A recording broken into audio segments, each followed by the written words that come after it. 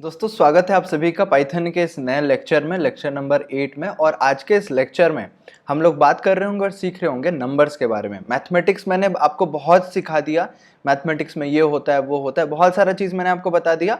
आज के इस लेक्चर से हम लोग शुरू कर रहे होंगे एक्चुअल पाइथन कोडिंग। ठीक है, तो पाइथन कोडिंग के लिए क्या यूज़ कर रहे हैं हम लोग? फिलहाल जुपिटर नोटबुक यूज़ कर रहे हैं। ओके, तो जुपिटर नोटबुक के अलावा आप लोग VS कोड को भी यूज कर सकते हो, और सपोज आप डायरेक्ट टर्मिनल में करना चाहो वो भी कर सकते हो। बट मैं रिकमेंड करता हूँ, सपोज आप टर्मिनल में करना चाहते हो तो टर्मिनल ऐसा ओपन है मेरा, यहाँ पे न्यू टर्मिनल में ओपन करता हूँ 1 2 3 4 5। सपोज मैं थोड़ा सा बड़ा कर दिया और यहाँ पे मैं पाइथन 3 लिखता हूँ। ठीक है, तो पाइथन यहाँ पे आ जाएगा। यहाँ पे भी आप लोग कोडिंग कर सकते हो। ठीक है, बट मेरे रिकमेंडेशन हमेशा ये रहेगा कि आप डायरेक्टली जुपिटर में करो, और जुपिटर में बहुत अच्छे से हो जाता है आपका पाइथन कोडिंग। ठीक है, तो चलिए इसको हम एग्जिट कर लेते हैं फिलहाल। एग्जिट, ठीक है, एग्जिट। चलो ये खत्म, इसको मिनिमाइज कर देते हैं। तो नंबर्स एक्चुअली क्या नंबर्स होता है, कितने टाइप के नंबर्स होते हैं, बेसिक एरिथमेटिक के बारे में, और डिफरेंस क्या है क्लासिक डिवीजन और फ्लोट डिवीजन में, इसको हम लोग सीख रहे होंगे। ये बहुत इंपॉर्टेंट बन जाता है। और ऑब्जेक्ट असाइनमेंट इन पाइथन, ये हम लोग अपकमिंग क्लासेस में देख रहे होंगे। ये हमारा लगभग 1-2 क्लासेस का सिलेबस रहेगा। तो टाइप्स ऑफ नंबर्स के बारे में पहले पढ़ते हैं। नंबर्स जानना बहुत ज़रूरी है। जब आप बचपन में थे, क्लास 6 7 8 ऑनवर्ड्स, आपने बहुत तरह तरह के नंबर्स का डिस्कवरी किया।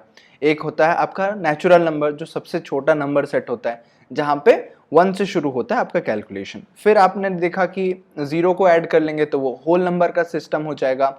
ये 2 चीज़ आपको पता चल गया। फिर आपने पढ़ा कि इंटीजर क्या होता है, इंटीजर में आपका नेगेटिव नंबर्स भी इंक्लूड हो जाता है।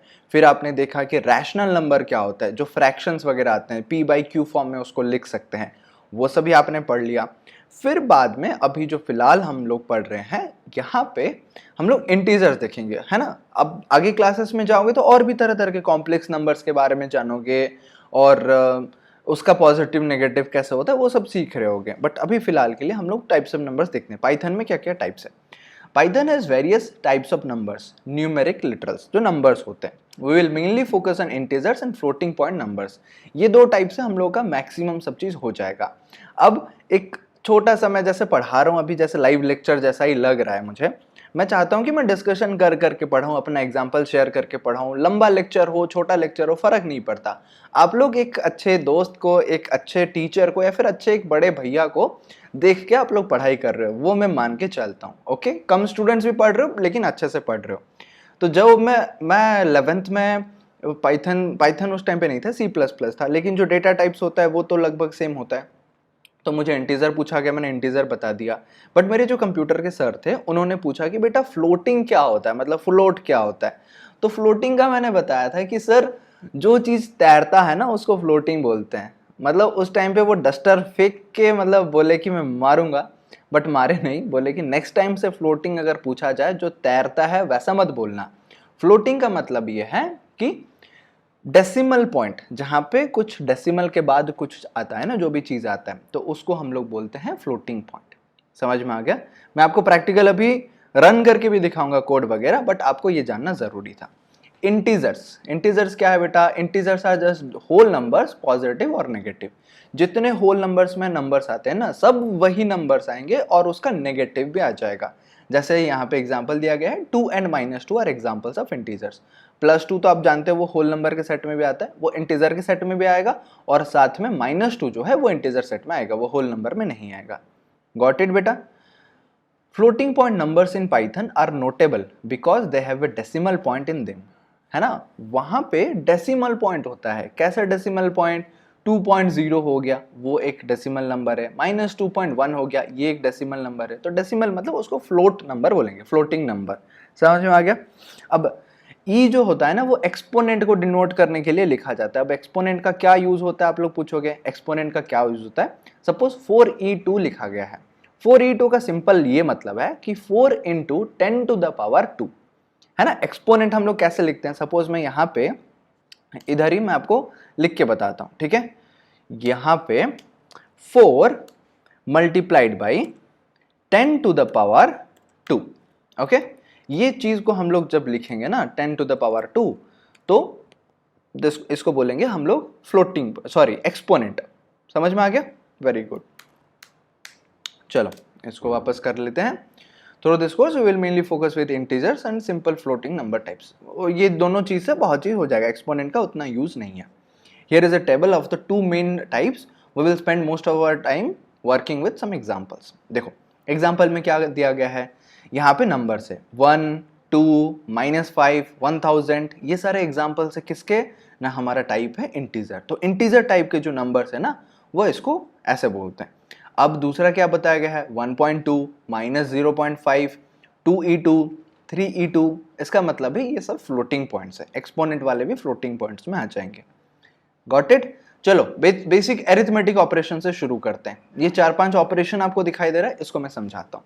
सबसे पहला चीज है एडिशन। कमेंट आपको पता है, कमेंट मतलब क्या होता है, जो चीज एग्जीक्यूट नहीं होगा, जैसे एडिशन यहाँ पे लिखा गया है, कमांड प्रेस करके आप स्लैश प्रेस करोगे ना, जो क्वेश्चन मार्क वाला आइकन है आपके शिफ्ट के बगल में दिखेगा कीबोर्ड में, तो उसको प्रेस करोगे तो ये कमेंट अनकमेंट हो जाएगा। कमांड कॉमा सॉरी स्लैश है ना। कमेंट में वो सिर्फ हमें लिखने के लिए यूज होता है, एक प्रोग्रामर को समझने के लिए यूज होता है। सपोज हम लोग अपना कोड किसी दूसरे प्रोग्रामर को दे रहे हैं, वो देखेगा तो समझ पाएगा कि अच्छा ये चीज किसके लिए लिखा गया है, इसके नीचे जो कोड है वो किस चीज के लिए लिखा गया है, वो पता चल जाएगा वहां से। Got it? चलो अभी कमेंट कर लिया मैंने, कमेंट करा हुआ है। अब 2+1 लिखता हूँ। ये 2+1 लिखने के बाद मैं रन पे जाऊंगा तो रन हो जाएगा। ठीक है, मैं आपको अगर टूल बार दिखाता हूँ, यहाँ पे रन का ऑप्शन आ जाएगा। मैंने टूल बार अभी हाइड करके रखा हुआ है, आप कर सकते हैं इसको। फाइल पे जाके आप इसको सेव वगैरह भी कर सकते हैं, और कर्नल पे जाके कर्नल रिस्टार्ट कर सकते हैं, सेल को जाके रन सेल भी कर सकते हैं, सब लोग कर सकते हैं। बट इसका शॉर्टकट क्या है? शॉर्टकट है शिफ्ट एंटर। अगर शिफ्ट एंटर आप प्रेस करते हो ये रन हो जाएगा। तो शिफ्ट एंटर मैंने प्रेस करा, यहाँ पे रन होके आ गया। ठीक है, आउटपुट यहाँ पे 3 दिखा रहा है। लेकिन सेम चीज आपका VS कोड वगैरह में काम नहीं भी कर सकता है, तो उसके लिए आपको क्या लिखना पड़ेगा, यहाँ पे प्रिंट लिखना पड़ेगा। तो प्रिंट के अंदर आप ब्रैकेट स्टार्ट करोगे, ब्रैकेट क्लोज करोगे, इसके बीच में जो भी चीज लिखोगे ना वो एज इट इज लिखा आ जाएगा। गॉट माई पॉइंट बेटा? ये खुद भी ट्राई करना। इसको मैं अगर शिफ्ट एंटर करता हूँ, इसका भी आउटपुट आ जाएगा 3। अब 2+1 के जगह पे मैं सपोज करता हूँ 2+9। 2+9 कितना होता है? 11 होता है, तो आउटपुट 11 आना चाहिए। तो शिफ्ट एंटर मैंने करा और आउटपुट 11 आ गया। ओके, अब मैं प्रिंट को हटा भी दूंगा तो इस पे आ जाएगा, जुपिटर पे आ जाएगा, बट बाकी वगैरह में आपको प्रिंट लिख के करना पड़ेगा। हम लोग यहाँ पे जुपिटर में कर रहे हैं, इसीलिए मैं बिना प्रिंट का कर रहा हूँ। लेकिन आपको अगर एरर आ रहा है कमेंट करने से पहले, मेरा बात को सुन लो बेटा, कि आपको प्रिंट फंक्शन में लिखना है। कमेंट ये मत करना कि सर हमारा नहीं आ रहा है आउटपुट। आउटपुट कैसे आएगा?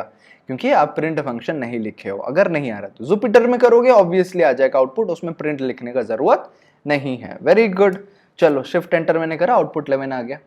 9 की जगह पे मैं चेंज करता हूँ, 99 कर देता हूँ, 101 आना चाहिए। शिफ्ट एंटर करता हूँ, 101 आ गया। ओके, तो ये हमारा एडिशन पार्ट समझ आ गया। सब्सट्रैक्शन में वही सेम चीज है, माइनस को हम लोग सब्सट्रैक्शन बोलते हैं। तो 2 - 1 1 होता है, तो शिफ्ट एंटर करूंगा, ये 1 ऑलरेडी रन हो चुका है। इसका रन करते हैं।